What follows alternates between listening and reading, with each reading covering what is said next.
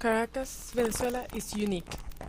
Here in this composition we try to explain the beauty of our country, in special Caracas, trying to stand out 7 factors: color, light, texture, acoustics, rhythm, vertical and horizontal circulation, and space and scale. And by this, to show how Venezuela is unique, and by this we mean the good and the bad things. Acoustics. When an object vibrates, it makes a sound, and depending on the size of the object that it's vibrating, the pitch is lower or higher. The sound waves are the way that sound travels to our ears, and is caused by the changes of the pressure that are in the air. Here in these pictures we can see the Avenida Libertador and the urbanization in Santa Eduvigis, where there is a perfect management to stop the noise that came from the traffic to the apartments. In the case of the Avenida Libertador, the highway is in a lower level than the buildings. This way the sound is canalized and does not affect the environment. On the other hand, we have also trees in the bases of the buildings, creating a barrier between the noise and the building. In the picture of Santa Eduvigis, the trees are even between buildings, creating the same effect. But these manners aren't so usual in Caracas.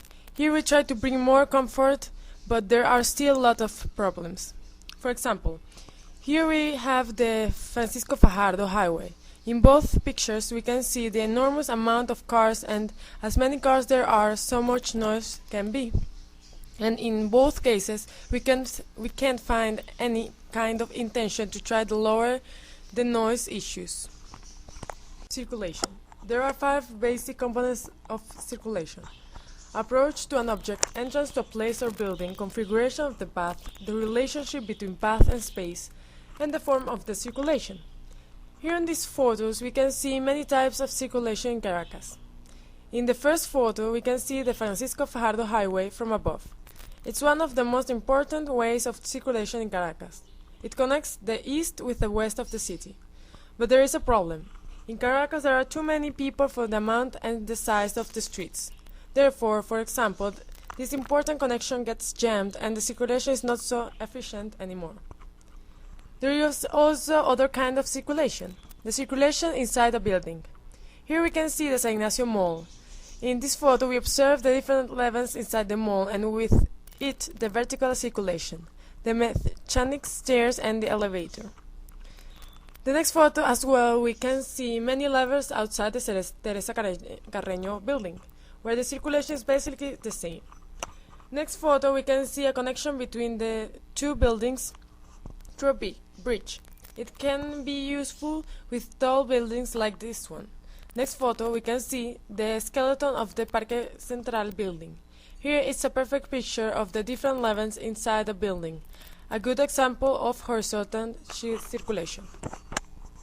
And at last we can see a photo of Petare, our most famous non-planned city. Here is a perfect example of the circulation problems inside our city. With all these non-planned cities, our development, there are no planning control, so the circulation is one of the worst problems. Most of the time, the only way these houses are connected to the outside world is through stairs created by the people. The great advantages in vertical and horizontal circulation existing in well-planned developments here just don't exist. Color. Color itself produces different reactions in people, because it affects their feelings. Also, it's used to make more attractive the space, because it can assist a composition of color, shapes, and shadows in one place. The most of the cities in Venezuela are built by 2 realities, the former city and the neighborhoods, and both of them gives an interesting visual contrast. The first and the second picture are an expression of art in the former city. It's a wall made by Carlos Cruz Diez, located near to the Venezuela Square in Caracas. This wall we can see a composition of lines and color that create an optical illusion of movement. Also, it has a defined rhythm and is constantly observed by all passengers. Then we have a picture of a building very known by the Caraqueños, the Parque Cristal building in Los Pales Grandes. It's a different design built by glass and most characteristic material that allows the reflection of the sky simulating its color.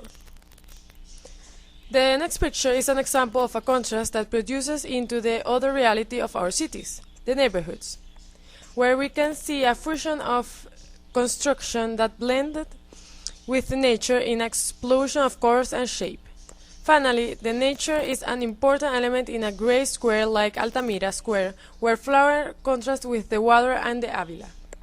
Light. The nights in Caracas are wonderful because the lighting of buildings and houses of the formal city and neighborhoods create a composition with malls, streets and squares. We have exciting pictures that allow shows a unique and united city, where people that cross the city by car forget all difference of culture, religion, social status, and admires a show through a spectacle of general lighting, that also create new colors that not exist in the day. The accent lighting is used in malls, boulevards and streets to notice some interesting place or store, like in the San Ignacio Mall. Writing. In urban planning, writing is used to create a logical organization of buildings in a space, with different or similar architectural characteristics of color, dimensions, in a game of filled spaces and empty spaces, symmetry, functionality, and beauty. The writing in our city is very irregular, and is defined by elements very located, like a baseball stadium in conjunction with avenues like in the first picture, where are elements that structure the tissues and flow of Caracas, where we can see high and low buildings segregated and mixed with nature. In a small scale, we have an Escultura hidrocinética, very interesting, located at Simón Bolívar University, that is colloquially known by students as La Poseta de King Kong, where many steel elements allows move achievement through water spheres. Space and scale. Scale is the relationship between the human being and the space. It also depends on the dimensions, the function of the objects, and the use in comparison to the human being. It can be also seen as the mathematical proportions between the real dimensions of the space and the objects. In the case of the space, the architects and urban planners have a different view in this matter, but it's clear that it's the emptiness between something. For the architects, the space is an emptiness that usually is covered with some elements, and for the urban planners, the scale is the emptiness between the floor, the facade, the ceiling roof, and the closing. But both speak about the characteristic of the space in general. Here in the San Ignacio Mall, we can see the relationship between the space and the people, and also the different scale depending in which floor the people are walking. The dynamics is each floor is different, and therefore the space and the scale are different. It's a way of emphasize the activities in place. Next, in the Parque Central building, in which we can see the scale between a person's eye and the building. This photo was taken from the sidewalk and is how the people sense the surrounding. In this case, the building is very tall and it gives a kind of powerness and majestic because of its height. We can see another example of this difference between the people and the building. It gives an impression of a tall building and many levels inside, but however, it's inside it's a big emptiness, giving an impression of maintenance. The last two pictures we can see one of our biggest problems. It's our urbanization called veredas de coche. Here we can observe the big difference between the houses that at the most is the two-story and the hood building is the back with 20 levels. It gives an impression that this building will crush the small houses in the surrender. There is no connection between these two objects. Texture. The texture of an element is the first thing we perceive through sight. It is related to the physical and chemical characteristic of the objects observed. Also, it refers to the properties and sensations caused by the external surface of objects received through the touch. In urban design, floor texture different space like street, sidewalk, parking lots, common areas, and others. In architecture, texture is used to manipulate the sensory experience of people. Texture of Caracas is based in the material and height of buildings that cause effects in people and allows defining commercial, financial, of business or residential activities, separating the city in a metropolitan area or local area. In the pictures, we can see important buildings like the Cubo Negro or the Tower of Parque Central, where the commercial and business are the most important activity. Then, in contrast, have a local scale based in the constructions with less fleshy texture.